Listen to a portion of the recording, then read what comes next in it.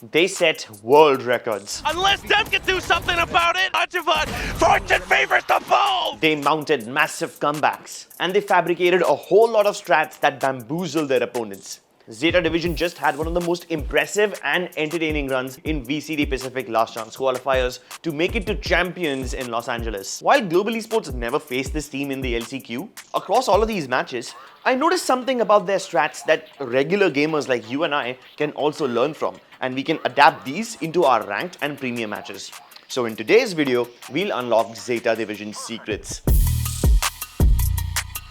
Everybody thinks that their prime performance was during the LCQ finals. Respectfully, I disagree. I think their best performance came right at the beginning. Okay, consider this, it's their first match ever. Now, they got destroyed 13-2 on the first map. And then RRQ goes on to score a 4-0 lead on map 2 split. And Zeta still makes a comeback. And then they top it off with a nail-biting, grueling overtime game on Ascent where Dep dropped 42 kills, creating a new world record for the highest kills on a single map. Munir would still have the world record with the highest frags if that game wasn't so goddamn long. One common theme across this match and all of their other matches is how differently they rotate and react to enemy rotations. Let's start with an example from their game on Split against RRQ. Round 4 on Split, RRQ is attempting an incredible double lurk setup. RRQ rapidly pounce into B even when they know that Dep's operator is here. Emin and EJ fly into the site with the spike and win their duels. EJ doesn't stop there. He goes all the way into alley, and the plan is to fight and kill, and if you can't kill, distract. Distract Zeta from the fact that Elmi Moore and Zefero are already on a site. Emin throws the spike down by the pillar, so Xfero can pick it up from the shadows. It's an easy plant for RRQ. But now, Emin, who started the round as an entry fragger, must become the lurker. And he isn't the only one. No idea! There's 2 lurks on this map right now! And Flips is waiting for The this! retake ends before it can even begin, and RRQ wins the round. Here it is! Oh, the op is dropped! I was just about to say it, now it's gone. In round 6 though, when RRQ tries something similar, Zeta respond with a faster retake. RRQ begin by sending Iman in with a showstopper. Naturally, Zeta Division don't want to fight this because they don't want to get blown up. So RRQ get the site and the plant. Once again, fighting towards B alley. Both the skies use their seekers, but it doesn't reveal the lurks. However, Zeta are very careful about the lurks regardless. The first lurker in the form of Elmi Moore loses his duel against 10. While RRQ is busy fighting, Flipsider goes all the way around from B main to mid, but he misses the timing window to kill Crow, and Zeta speed up the retake. Laz stays around to fight Flipsider, but his team is already defusing the spike, and even Xfero can't stop it. The double lurk is the setting when you're expecting a lot from your players individually, because if your team is so split up, the trade potential becomes much lesser. Let's look at another round where RRQ, instead of lurking after they get the plant, start lurking towards both sides of the map before the plant even comes in. Round 8. Probably one of the most ambitious rounds from RRQ. Dep snipes off EJ in the first few seconds, and Laz blocks off B main with Viper's Pit. Dep has moved away to other parts of the map, assuming that RRQ won't challenge the operator again, but that's exactly what they do. While both their controllers are outside of A main and B main respectively, Flipsider and Eman get up towards mid. Flipsider waits outside of male, while Eman climbs up towards A heaven. Obviously, with all the players around him, going in alone is too risky, but he does it regardless and kills Crow. 10 moves back to trade him out, but this clears the space for Elmi Moore to climb ramp and clear the A site entirely. While all of this is happening, Flipsider goes deeper in towards B stairs to catch people rotating. RRQ are faking that they are trying to take A, but actually they want to take the ropes in vent back towards B heaven where Flipsider is getting info out of Zeta movements. And he even gets the kill onto Sugar Zero. Splitting up like this makes Zeta Division lose members and get confused while rotating. But at the same time, it's heavily dependent on timing and the individual ability to win your duels, because there will be no trading. It can backfire very easily. In fact, it backfires for RRQ in the very next round. Round 9, Zeta pushes out of mid.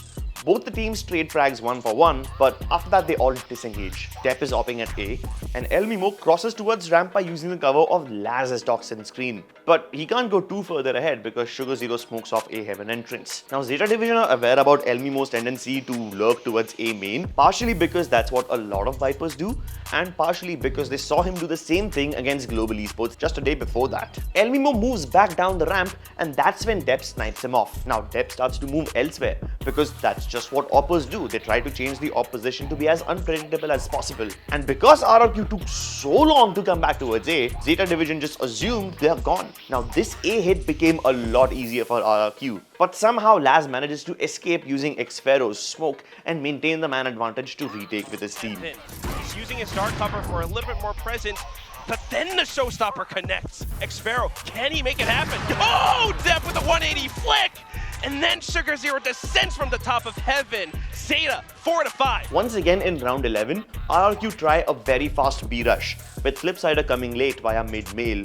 But this time, Laz is able to deal with them regardless. Individual plays got RRQ a lot of advantages in post-plant situations. But once Zeta figured out how to deal with the lurks, they quickly took the lead in this half. Compared to RRQ, Zeta's attacking style is very different. RRQ would be running around, taking map control everywhere, frantically rotating, whereas Zeta, while doing similar stuff, seemed so much more calmer and more composed. Second half, pistol round. 4 of them start on mid and immediately get jump spotted by RRQ, while Laz throws the poison cloud on ramp. Then, Zeta casually walk back via sewers to A. The Trailblazer from Flipsider, along with Xfero, seeing that nobody is on B, confirms Zeta's presence on A. And RRQ are quite ready to defend. The two duelists fly in. RRQ's players swing out of the heaven smoke to trade, but the second wave of Zeta players deal with them. Amidst all of this chaos, Laz enters ramp late and bonks an unsuspecting EJ in the back of his head. Top of 4, he's got nothing but a frenzy and unfortunately couldn't quite clear Laz coming up from above. We see something similar in round 15 again. It's a fast A execute by Zeta Division. Both the duelists fly in, and poor El Mimo is isolated from his team because of the utility dump of the gravity well, nades and snake bites. There's nothing he can do about it, and Zeta get the site easily. While they're in there, Laz is still waiting back where the barrier is supposed to be. His presence alone is enough to make things complicated for RRQ as they attempt to retake via ramp. It distracts them so hard. These lurks from Laz create problems for RRQ. Actually, you know what? They can't even be called lurks because a lurk implies that you're working towards another part of the map away from your team. But Laz is just chilling, playing slowly.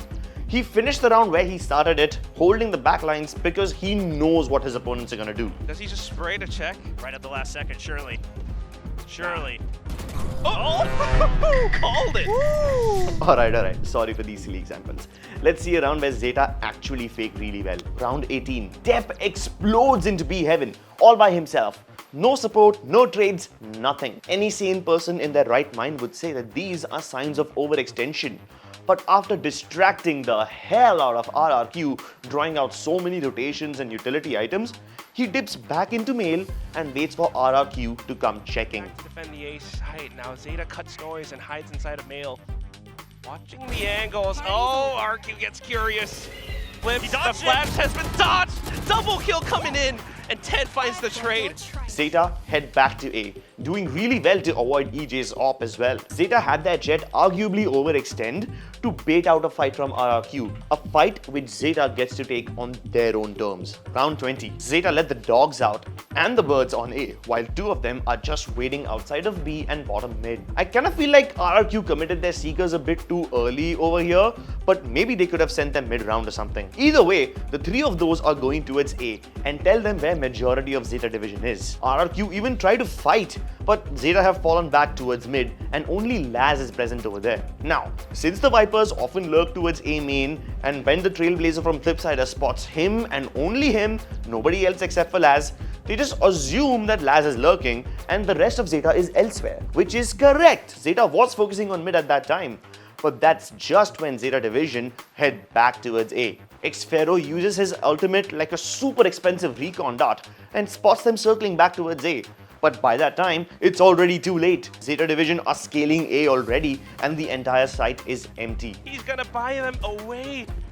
Let the rocket fuse burn, that's okay, because all he needs is the spike plant. Now they are in position. Dep. 10 is holding down Elbow along with his teammates. Last year to assist. First bit of defense down though. Oh my god, EJ. RRQ successfully retake and win the round, but that's a different story. The thing you need to notice in this round is how, even without showing any presence towards B, they made RRQ overthink and over-rotate without even doing much themselves. Zeta show presence and then back off, and then move ahead again and then back off again. Kinda like one of those strict ice cream vendors. There's no one superior way of lurking and faking, okay? Both the teams had their own strengths and weaknesses. Whether you use double lurks and split pushes like RRQ, or you like to cut sound and backtrack like Zeta Division, it's important to choose the right approach at the right time. We hope that this video helps you make the right decisions, and we congratulate Zeta Division for making it to champions. You can like and share this video if you enjoyed it, and feel free to ask more questions in the comments. Thanks for watching, and we'll see you next time.